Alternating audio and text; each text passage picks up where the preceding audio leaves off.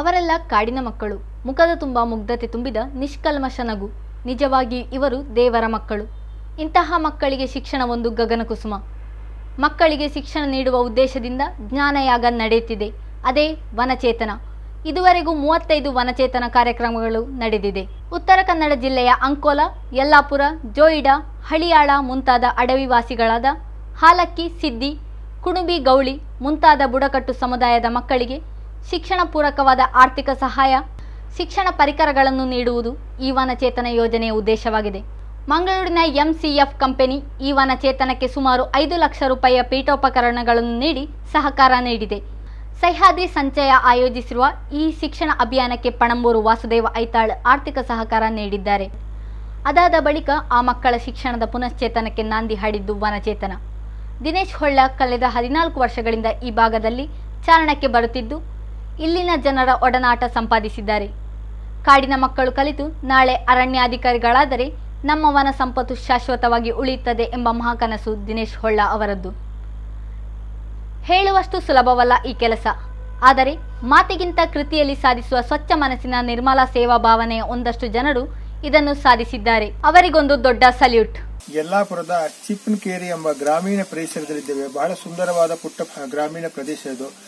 ಇಲ್ಲಿ ನಾವೊಂದು ಮನೆಯಲ್ಲಿ ಒಂದಷ್ಟು ಪುಟಾಣಿಗಳು ಒಟ್ಟಿಗಿದ್ದೇವೆ. ನಮ್ಮಲ್ಲಿ ಪುಟಾಣಿ ಮಕ್ಕಳು ಏನಂದ್ರೆ ಅವರಿಗೊಂದು ಚೈತನ್ಯ ಶಕ್ತಿ ಇದೆ, ಕಲಿಯುವಂತಹ ಚೈತನ್ಯ ಶಕ್ತಿ ಅಥವಾ ಮುಂದೆ ಕಲಿಕೆ, ಉತ್ಸಾಹ, ಲವಲವಿಕೆ, ಚಟುವಟಿಕೆ ಎಲ್ಲ ಅವರ ಮುಖಗಳಲ್ಲಿ ಮತ್ತೆ ಅವರ ಚಟುವಟಿಕೆಗಳಲ್ಲಿ ಕಾಣ್ತಾ ಇದೆ. ಇವತ್ತು ಎಲ್ಲಾ ಮಕ್ಕಳಿಗೆ ಶಿಕ್ಷಣ ಸಿಗಬೇಕು ಅಂತ ಎಲ್ಲಾ ಪೋಷಕರ ಒಂದು ಆದ್ಯ ಕರ್ತವ್ಯ ಆಗಿರ್ಬೋದು. ಆದರೆ ಗ್ರಾಮೀಣ ಹಾಗೂ ಕಾಡಿನ ಪರಿಸರದ ಮಕ್ಕಳಿಗೂ, ಅದರಲ್ಲಿ ನಾವು ವಿಶೇಷವಾಗಿ ಸಿದ್ದಿ ಬುಡಕಟ್ಟು ಸಮುದಾಯದ ಮಕ್ಕಳ ಜೊತೆ ಇದ್ದೇವೆ. ಸಿದ್ದಿ ಬುಡಕಟ್ಟು ಸಮುದಾಯದ ಮಕ್ಕಳು ಕಲಿಬೇಕು, ಅವರಿಗೆ ಆರ್ಥಿಕ ಚೈತನ್ಯ ಲಭಿಸಬೇಕು, ಶಿಕ್ಷಣ ಪರಿಕರಗಳು ಸಿಗಬೇಕು, ಅವರು ನಾಳೆ ಭವಿಷ್ಯದ ಭದ್ರತೆಯನ್ನು ರೂಪಿಸಿಕೊಳ್ಬೇಕು. ನಾವೆಲ್ಲೋ ಕಡೆ ನೋಡಿದಾಗ ಸಿದ್ದಿ ಸಮುದಾಯದ ಮಕ್ಕಳು ಕ್ರೀಡೆ ಅಥವಾ ಇನ್ನಿತರ ಚಟುವಟಿಕೆಗಳಲ್ಲಿ ಬಹಳ ಆಸಕ್ತರು ಮತ್ತೆ ಬಹಳ ಅವರು ಉನ್ನತ ಮಟ್ಟಿಗೆ ಬೆಳೆಯಬಹುದು. ಇಲ್ಲಿ ಏನಾಗ್ತದೆ ಅಂದ್ರೆ ಅವರಿಗೆ ಆರ್ಥಿಕ ಕೊರತೆ ಅಥವಾ ಶಾಲೆಗೆ ಹೋಗಲಿಕ್ಕೆ ಬೇರೆ ಬೇರೆ ವಿಧಗಳಲ್ಲಿ ಅಡೆತಡೆಗಳಾಗ್ತಾ ಉಂಟು. ಇದೆಲ್ಲವನ್ನೂ ನಮ್ಮ ಸರ್ಕಾರ ಆಗಲಿ, ಖಾಸಗಿ ಯಾವ್ದಾದ್ರು ಕಂಪನಿಗಳು, ಸಂಸ್ಥೆಗಳಾಗ್ಲಿ ಇವರಿಗೆಲ್ಲ ಒಂದು ವಿದ್ಯೆ ಸಿಗಬೇಕು, ವಿದ್ಯೆಗೆ ಚೇತನ ಶಕ್ತಿ ಸಿಗಬೇಕು ಅಂತೇಳಿ ನಾವೆಲ್ಲ ಸಾಮೂಹಿಕವಾದ ಸಾರ್ವತ್ರಿಕವಾದ ಪ್ರಯತ್ನ ಆಗಬೇಕು. ನಾವು ಸಹ್ಯಾದ್ರಿ ಸಂಚಯದಿಂದ ವನಚೇತನ ಅಂತ ಒಂದು ಕಾರ್ಯಕ್ರಮ ಇಟ್ಕೊಂಡು ಇಂತಹ ಮಕ್ಕಳಿಗೆ ಆರ್ಥಿಕ ಶಿಕ್ಷಣ ಸಿಗಬೇಕು, ಅವರಿಗೆಲ್ಲ ಸವಲತ್ತುಗಳು ಲಭಿಸಬೇಕು ಅಂತೇಳಿ ನಮ್ಮ ಕಾರ್ಯನಿರ್ವಹಿಸುತ್ತಿದ್ದೇವೆ. ಕಾಡು ಮತ್ತು ಗ್ರಾಮೀಣ ಪ್ರದೇಶದಲ್ಲಿರುವಂತಹ ಸರ್ಕಾರಿ ಶಾಲೆಗಳಿಗೆ ಸರ್ಕಾರದಿಂದ ಅನೇಕ ಸವಲತ್ತುಗಳು ಆಗಾಗ ಸಿಗ್ತಾ ಇರ್ತದೆ. ಆದರೆ ಅದರ ಜೊತೆಗೆ ಖಾಸಗಿ ಸಂಸ್ಥೆಗಳು ಕೂಡ ಈ ಒಂದು ಸರ್ಕಾರಿ ಶಾಲೆಗಳತ್ತ ಒಲವನ್ನು ತೋರಿ ಅನೇಕ ರೀತಿಯಾದ ಅಭಿವೃದ್ಧಿಪರ ಚಟುವಟಿಕೆಗಳನ್ನು ಹಮ್ಮಿಕೊಂಡ್ರೆ ಹಾಗೂ ಕೆಲವೊಂದು ಸೌಲಭ್ಯಗಳನ್ನು ನೀಡಿದರೆ ಸರ್ಕಾರಿ ಶಾಲೆಗಳು ಕೂಡ ತುಂಬ ಸಬಲವಾಗ್ತವೆ.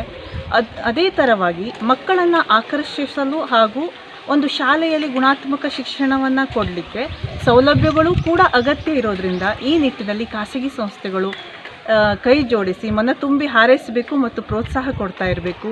ನಿಮ್ಮೆಲ್ಲರ ಪ್ರೋತ್ಸಾಹದಿಂದ ಶಾಲೆ ಬೆಳೆಯುತ್ತದೆ, ಮಕ್ಕಳು ಬೆಳೆಯುತ್ತಾರೆ, ಎಲ್ಲ ಚಟುವಟಿಕೆಗಳು ತುಂಬ ಚೆನ್ನಾಗಿ ನಡೀತದೆ ಅಂತ ನಾನು ಈ ಮೂಲಕವಾಗಿ ನಿಮಗೆ ಹೇಳಲಿಕ್ಕೆ ಇಷ್ಟಪಡ್ತೇನೆ.